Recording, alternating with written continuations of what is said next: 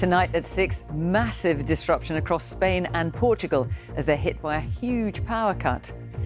The underground, railways and airports were brought to a halt, traffic lights went out causing jams, shops and offices had to shut and mobile phones stopped working. Good evening. There have been extraordinary scenes in Spain and Portugal as a huge power cut hit across the two countries, causing massive disruption. Trains, the underground and airports have ground to a halt. Shops and restaurants have been plunged into darkness. Many people have been unable to use their phones and cash points have been out of use. Traffic lights have stopped working, bringing many roads to a standstill. It's thought a cyber attack isn't responsible, but so far the cause isn't known and it could take many hours or even days for power to be completely resumed. Ellie Price reports. This is what happens as soon as the traffic lights stop working. The power across Spain started to go out at around 10:30 this morning local time. The centre of Madrid quickly grinding to a standstill. It was difficult to get here. The bus driver took pity on me. I told him I had no mobile phone signal and he let me pass. I went down to the metro to recharge and there was no power. We had to go back to the hotel and then they told us there was no electricity. I leave the hotel and there is no power anywhere. The outage hit Portugal too, the entire Iberian Peninsula, as well as parts of southern France. This, the metro system in Porto. Back in Spain, the entire rail network ground to a halt. Some trains literally stopped in their tracks, like this one, midway between Seville and Madrid. Locals helped stranded passengers. Everyone's sort of been so nice and anytime anyone's got any food or water, they share it around everyone. So that's been really nice, just kind of that kind of community feeling. Flights in both countries were delayed or cancelled, presenting various problems for travellers. I know that Lisbon airport is shut, so I'm currently expecting to have to stay in Lisbon overnight, but I have no idea if I can actually even book a hotel because currently places can't take any payment. Lack of phone signal quickly became problematic for everyone, while shops lost their lights and were also unable to take card payments, which then meant people rushed to take cash out. Is it bothering you like this? Play was suspended at the Madrid Open, including for Britain's Jacob Fernley, as a camera got stuck in the way and the electronic line judges and scoreboards stopped working. It didn't affect American Coco Gauff powering through to the quarter-final, though, but it did ruin her post-match interview. Maybe I just need to not get a lot of sleep. When the mic and sound system went off. The rest of the day's action at the tournament was called off. Spectators had to leave in the dark. Portugal's Premier, Luís Montenegro, says there is no indication that a cyber attack was behind the outage. Similarly, Spain's Prime Minister tonight urged against speculation. We do not yet have conclusive information on the reasons for this cut, so I ask the people, as we have done in past crises, to inform themselves through official channels. Power has now been restored to areas in the north and south of Spain, but things are not back to normal yet. Portugal's main grid operator said it could take a week to return to full normality. Ellie Price, BBC News. Well, Daniel Sanford's here in the studio with me. Daniel, these are scenes like something out of some kind of sci-fi movie. Have we any idea how this happened? At the moment, not. Cyber attack seems to have been ruled out, and the other idea that was floating around at one point that it might have been caused by the effect of extreme temperatures on Spain's high-voltage network. But that doesn't seem to have really gained momentum when the Spanish Prime Minister gave his press conference.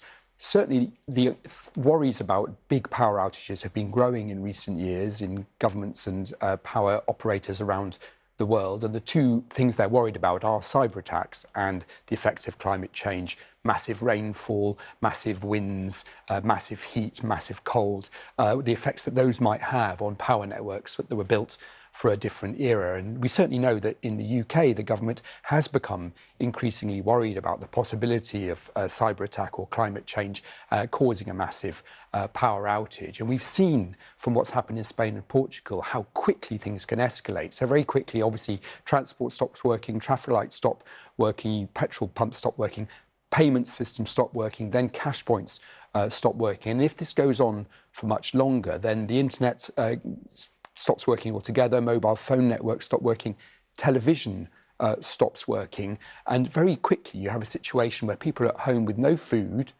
which they can't buy food, no water because the water system stops working, no sewage, and no means of getting information from the government about what it is that they should be doing. So what's becoming clear in the last couple of years is that there needs to be a way of getting information to people, and the answer seems to be FM radio. So what the government have been quietly encouraging people to do over the last couple of years is having a bit of spare water in the house, a bit of spare food in the house, a torch and some batteries, and an FM radio that doesn't need mains power, that needs batteries or a wind-up radio, and that way they might be able to get information to people should the worst happen here. Hopefully it won't, but as we can see in Spain and in Portugal, it is no longer a 0% possibility of this happening. Daniel, thank you very much. Good evening. Millions of people across Spain and Portugal are without electricity tonight after a massive power outage brought chaos to most of the Iberian Peninsula. Spain's Prime Minister has urged citizens to restrict their use of phones, saying the next few hours are a critical moment for the country's telecom systems. Extra security forces are being put on the streets. The metro and train services have been severely impacted, and there's been chaos on the roads too, with traffic lights and systems also down. Some airports have also had to cancel flights. The authorities say it doesn't appear to be a cyber attack, and Portugal's electricity operator says it was caused by a rare weather phenomenon. We'll have more on that in just a moment, but first, here's our correspondent John Ray on the unprecedented blackouts. It was the day the lights went out. The day that the trains and much else stopped working. The day the 21st century seemed to head to the exit, along with passengers evacuated from Madrid's metro. Darkness fell just after noon. A massive power cut hit millions of people and took the internet and mobile phones down across Spain and Portugal. It stopped play at the Madrid Open Tennis Championship. It was an early start. Robbing world number 2 Coco Gauff of her words, not get a lot of sleep, as the electricity failed. There were traffic lights on the blink, roads clogged, motorists urged to leave their cars at home. In Bilbao, in the north of Spain, a cable car stuck halfway up a hill, passengers walking back down. And in Alicante, in the south, tourists stranded. WhatsApp down, you can't get on the internet, it just keeps going off, so it's quite a difficult situation right now. What's your plan for the rest of the day?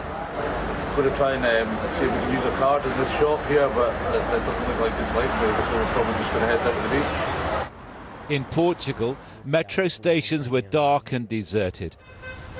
The roads crowded, and Lisbon airport closed and chaotic. These pictures were taken by a British holidaymaker as he tried to make his way home. All the taxis and buses were dropping passengers off sort of in the middle of a dual carriageway with a bit of a walk to the terminal.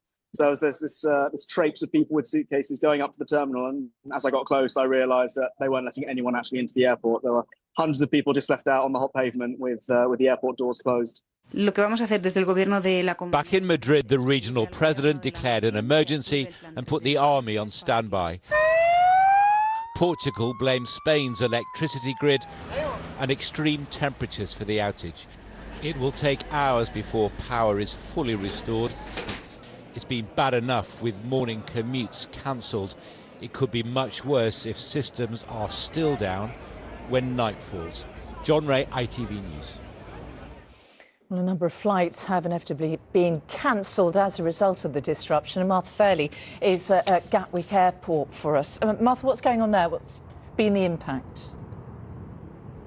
Well, there certainly hasn't been the same scale of disruption as we saw at Heathrow a few weeks ago when that airport suffered a power supply outage. Here at Gatwick, they've experienced some delays to flights to Madrid and Lisbon airports, while both Heathrow and London City airports actually say it's been business as usual for them today.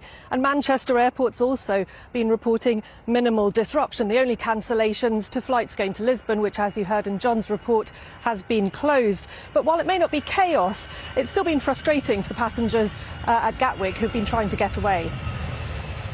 My flight was delayed and then further delayed, and then now it's been cancelled. And my flight has been cancelled because, you know, the power cut, I guess, and so I'm stuck here. I've been waiting all this time. They don't have an answer for me, and I don't know what to do. But getting away is one thing. What travellers might face when they get to the other end, of course, is very different indeed. Because, of course, all the things you rely on when you go away, credit cards, hire car bookings, hotels, restaurants, they are all affected by the power outage.